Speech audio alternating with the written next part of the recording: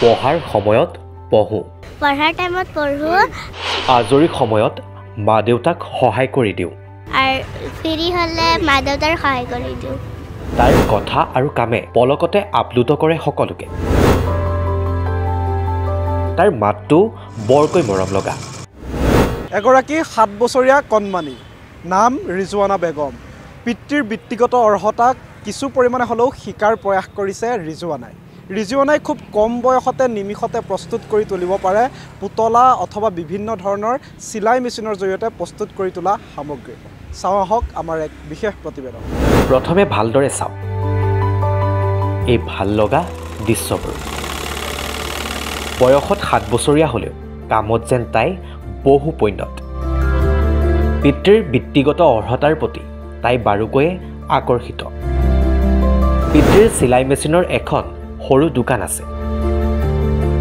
পিতৃ কোনো অন্য কামত ব্যস্ত হৈ পৰিলে ৰিজৱানাই সম্পাদন কৰি দিয়ে পিতৃৰ 2-1 কাম অতি নিপুণতাৰে পিতৃৰ দৰেই তাই নিমিষতে প্ৰস্তুত কৰি তুলিব পাৰে যিকোনো ধৰণৰে পোছাক My name is Rijwana Begum. মা দেউতাৰ সহায় কৰোঁ পুতলাৰ কাপোৰ টেডি বিয়াৰৰ কাপোৰ চিলাব পাৰোঁ পুতলা বনাব পাৰোঁ আৰু ফ্ৰক চিলাই কৰিব পাৰোঁ 2 ক্লাছ চেনিগুটি নিম্ন বুনিয়াদী বিদ্যালয় পঢ়িও ভাল লাগে চিলাই কৰিও ভাল লাগে গুৱাহাটীৰ ইছলামপুৰৰ মহম্মদ ইস্তাক আৰু মুফিতা খাতুনৰ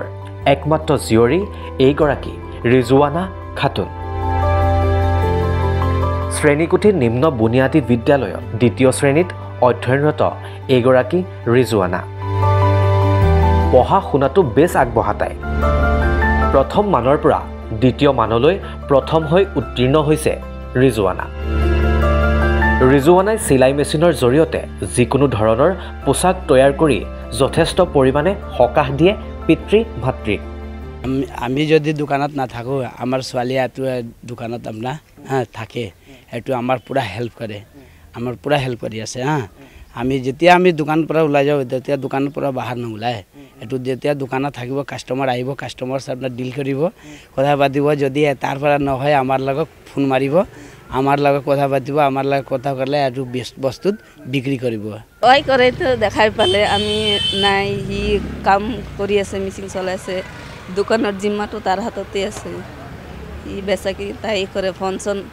কাষ্টমাৰে তাই ফোন কৰে পিছত আমি আহি দিওঁ এইটো ধুনীয়াকৈ জানে চব দামত চব জানে বস্তুৰ দাম চব বনাব জানে এইটো কাপোৰ চাপোৰ চিলাব পাৰিব পঢ়া শুনা একদম ভাল আছে ফাষ্ট আছে একদম যি সময়ত 7-8 বছৰীয়া কণমানিহঁতে বিভিন্ন ধৰণৰ ইলেক্ট্ৰনিক্স ডিভাইচৰ প্ৰতি আকৰ্ষিত হৈ সকলোবোৰ পাহৰি পেলাইছে ঠিক তেনে সময়তে ৰিজৱানাই শিক্ষাৰ সমান্তৰালকৈ আজৰি সময়ৰ সম্পূৰ্ণ সদ্ব্যৱহাৰ কৰি পিতৃক এনেদৰেই সকাহ দিয়া কাৰ্যই বহুজনকে আকৰ্ষিত কৰিছে গুৱাহাটীৰ পৰা ভিডিঅ' জাৰ্নেলিষ্ট দীপৰ সহযোগত তুষাৰঞ্জন বৰাৰ ৰিপৰ্ট নেশ্যন এনি